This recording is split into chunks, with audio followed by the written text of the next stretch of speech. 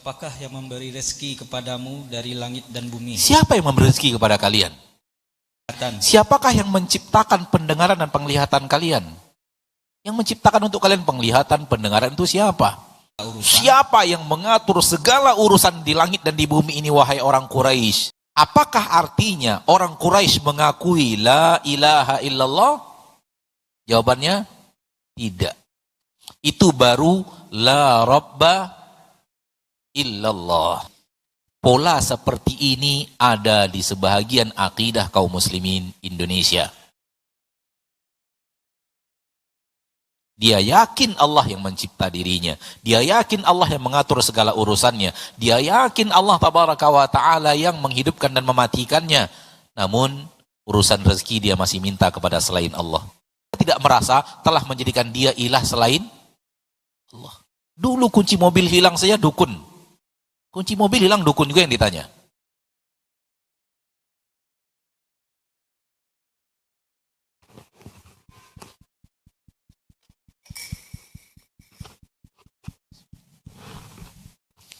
Katakanlah, siapa yang memberi rezeki kepadamu dari langit dan bumi? Atau siapakah yang kuasa menciptakan pendengaran dan penglihatan? Dan siapakah yang mengeluarkan yang hidup dari yang mati?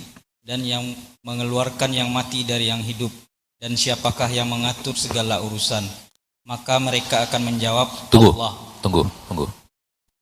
Di sini Rasul disuruh bertanya kepada orang kufar Quraisy.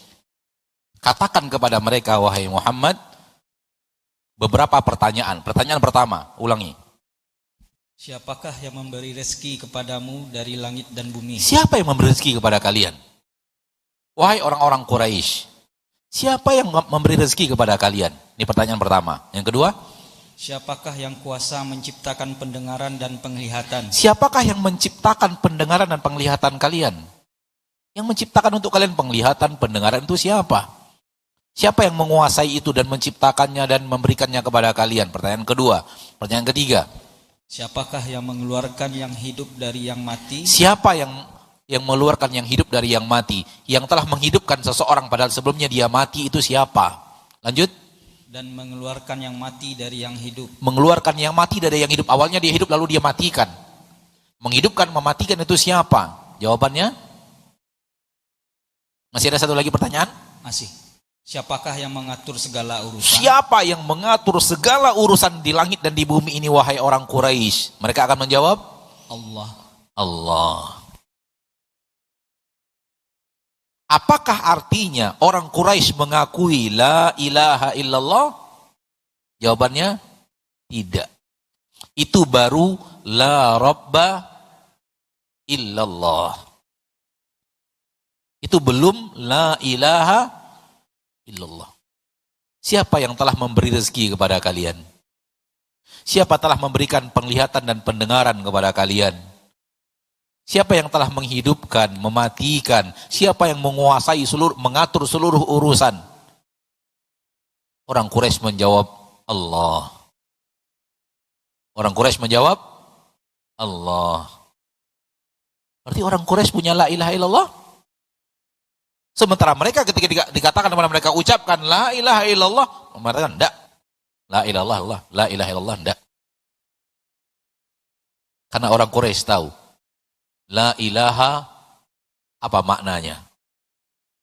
La ilaha illallah apa maknanya?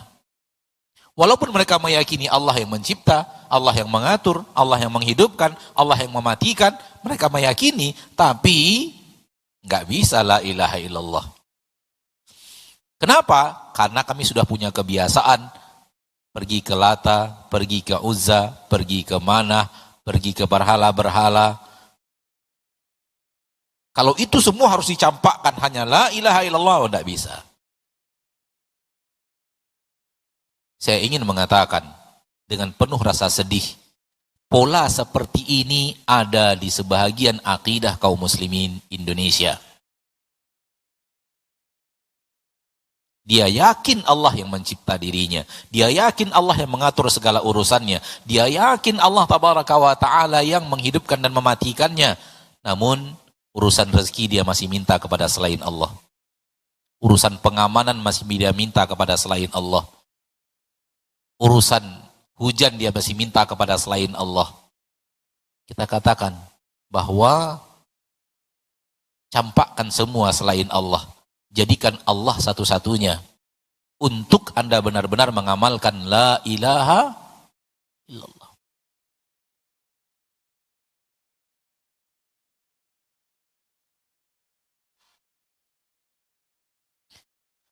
Kita tidak usah pergi ke orang-orang jauh. Kita pergi kepada diri kita sendiri.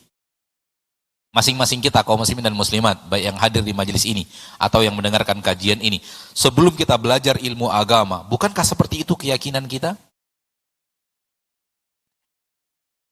Kita merasa kalau kita minta tangkal kepada selain Allah, kita tidak merasa bahwa telah menjadikan dia ilah selain Allah.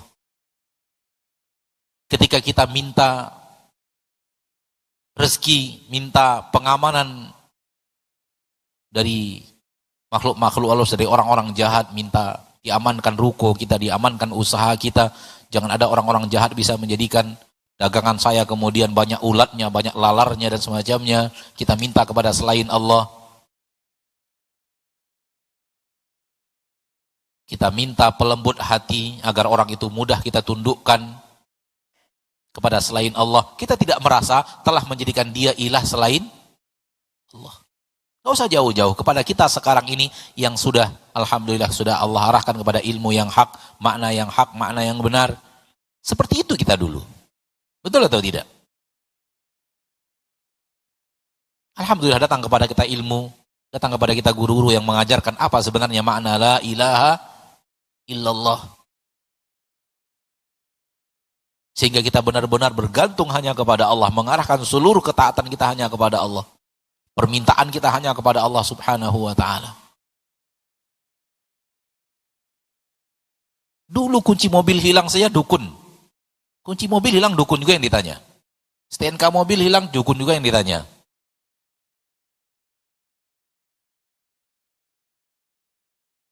Jualan kecil-kecilan kita, kecil-kecilan jualannya, dagangannya cuma dagang lontong di kedai kecil, masih main dukun juga. Pagi-pagi ambil sesuatu, rempah-rempahan, baca sesuatu, masuk air, siram-sirami. Itu kelakuan sebagian kita dulu mungkin ya. Padahal ya dagang lontong ya gitu-gitu juga lah. Sehari cuma laku 70-80 porsi gitu.